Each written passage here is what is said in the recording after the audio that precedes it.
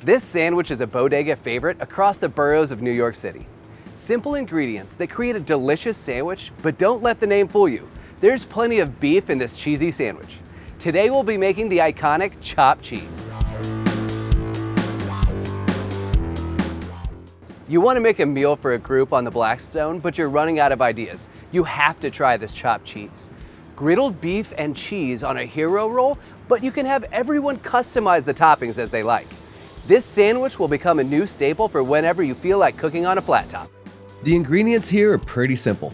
Ground beef, hero rolls, cheese, your favorite hamburger toppings, onions, and some basic seasonings. We'll start with toasting the rolls in a little bit of butter over medium-low heat. That browning will add a great flavor and texture to the sandwich.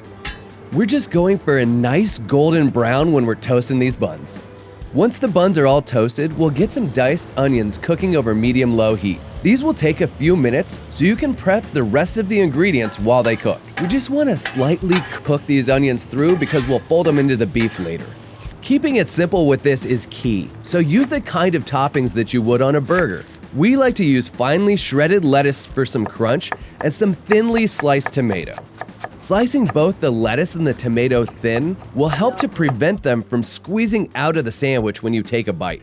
This sandwich will be sloppy, but we want to try and contain all the ingredients.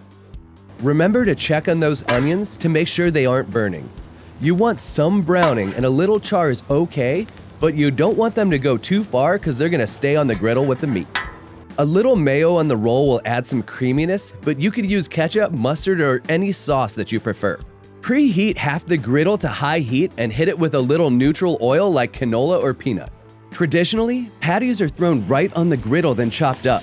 We use bulk ground beef because you can get just as much browning as patties if you spread out all the ground beef in an even layer so that it browns like one giant patty. Simply season with salt, pepper, and a generous dusting of granulated garlic and just let that sear for a few minutes. Time to check and see how the beef is searing.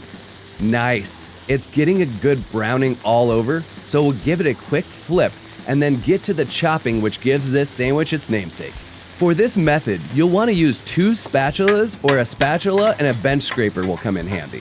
Just start chopping up all that ground beef. You want to get it finely chopped without any big chunks. You could have started by chopping it up, but browning it first in one large mass will add a ton more flavor. Once it's almost cooked through and a little bit of pink remains, bring in those onions from earlier. We'll want to start chopping and folding those onions into the meat as well. Everything's cooked through and we can start to divide this into 4 portions. You can just eyeball the amount and try to keep it fairly even. You want to make sure everyone gets their fair share of this delicious griddled beef. Hit each pile with 2 slices of American cheese. Other cheese may have more intense flavors, but American melts to a gooey state that no other cheese can match. And that's what this sandwich is all about. Chopped up ground beef with a gooey cheese gluing it all together. Use a spatula and work the cheese into the ground beef while folding and letting it melt. Dang, that is looking tasty.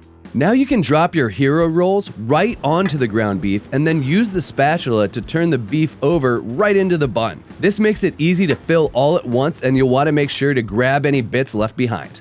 Now, just hit it with your favorite toppings. We like to keep it classic with tomato slices and some shreddis. But when you're making this at home, you can add or omit anything you would like. The toppings are just there to accentuate the ground beef, and if you start with Certified Angus Beef, you can't miss with this sandwich. Because if it's not certified, it's not the best.